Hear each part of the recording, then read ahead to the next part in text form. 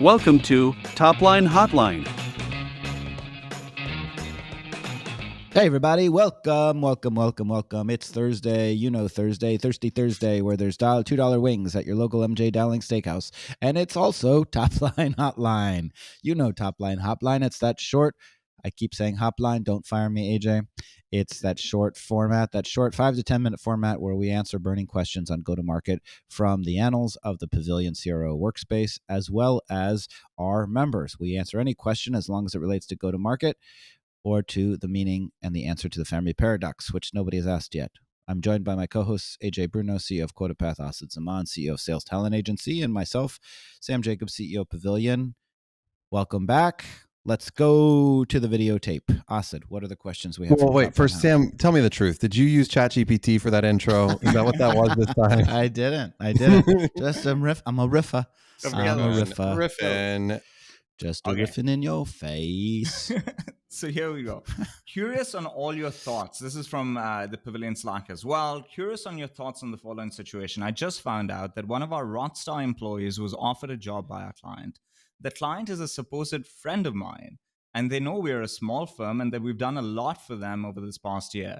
It's double compensation for this employee, and we just can't match it. I'm proud of her and recognize the value for her. She'd move from a consultant level at our firm to a senior manager at this other company. Now, my question is this. What power, if any, do I have to negotiate something in return from the client? And how do I prevent this from happening in the future? Maybe not prevent, but adding something like a buyout clause has come to mind in future MSAs. Thoughts, guys? Burn it all down. Just burn it down. No, I don't think you'd burn it down. I actually have dealt with this on the, I don't know. We've all received cease and desist for hiring employees. I haven't had an issue recently where this has come up, but it's been very close. I've had friends' companies where there's someone there that I really like to hire, and it just becomes a no. I get close to the sun, but then I like, you know what? I can't do this. There's no fly zone. So I actually haven't dealt with this, but I'm intrigued to hear if Sam has. I think Sam's going to have a better answer on this. I don't have a better answer. Here's my answer. When we were writing the bylaws of Pavilion, when we first started, we said poaching is encouraged. Not only is it allowed, it is encouraged. It is a free labor market, and you have to build a workplace that is a compelling home for your employees. However, I think that what this person suggested is actually pretty interesting, that if you're an agency or services business, you go in with a contract with a clause that says, hey, if you end up hiring anybody that you work with from my company within 90 days, you have to pay X. That sounds like a thoughtful answer. But I don't think,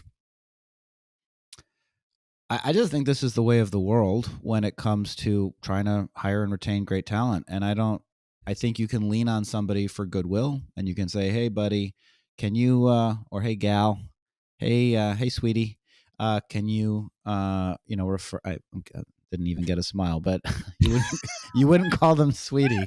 I'm not saying be a misogynist. I'm just saying you might ask for like a few referrals, or you might say, hey, that's not really, I don't know. You might negotiate some exception, but I don't think it's something you can systematically try and stop. And I think it's just up to, it just sucks. That's all. It just sucks. Look at the good. I mean, I think what you need to do is just look on the bright side of it, is like that person is, it sounds like going to a better home in a senior manager role. And also you created goodwill. I mean, and maybe that's guilt that you can wield in some other way. It's called a coaching tree. I think all of us have people that we've managed that have gone on, either founders or now sales leaders, VP of sales. And I am really proud of those. And I like keep those relationships really close. Yeah. I think that goodwill will pay off, because hopefully that client has come with like a mea culpa, and that's karma. That's how it goes. So like, make sure just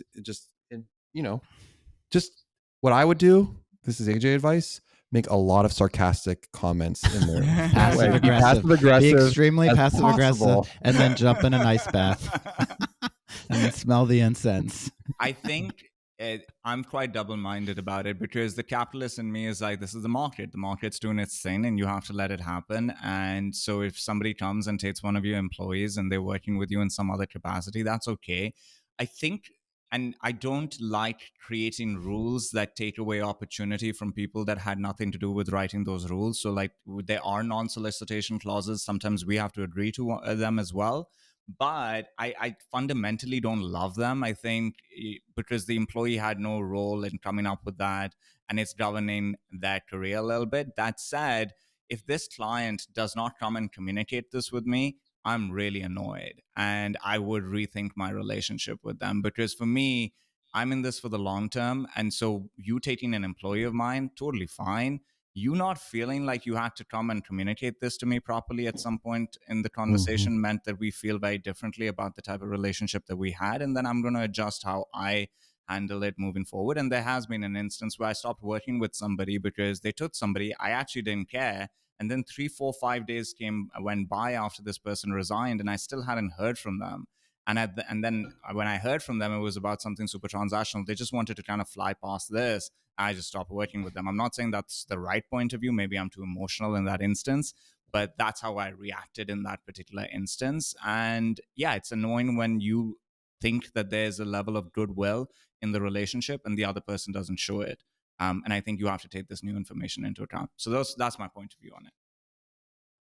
Another amazing episode of Topline Hotline. Thanks, everybody, for joining us. Remember, $2 wings at MJ Dowling's on Noyak Road.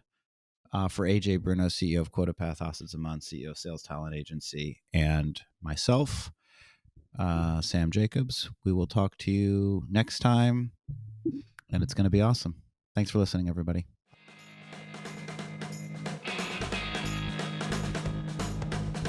Thanks for listening to Topline Hotline.